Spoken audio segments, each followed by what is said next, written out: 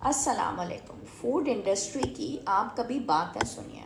इतना बड़ा आप अलमिया देखिए कि आप चीट कर रहे हैं। वो चीट मील बन जाएगा, वो आपका चीट डे बन जाएगा अगर आप इवन घर की बनी हुई खीर खा लें, आप गाजर का हलवा खा लें, आप घर की बनी हुई कोई डिश ले लें, पंजीरी ले लें, आपके वज़न बढ़ जाएंगे। उफ, आपने देसी घी इस्तेमाल कर लिया, ये हो जाएगा और वो हो जाएगा। ठीक है, वज़न भी बढ़ जाएगा आपका, सब कुछ ख़राब है ये। लेकिन आप ट्रीट दे रहे हैं किसी को और आपने किसी को ट्रीट देनी है तो आप एक महंगा तरीन केक ऑर्डर करें, उसको बाहर ले जाके आप खाना खिलाएं, उसको आप कुकीज़ दें, उसको आप चॉकलेट्स दें, तो फिर वो सेहत के ऊपर असर नहीं डालेगा। क्योंकि यहाँ पे तो बिज़नेस है।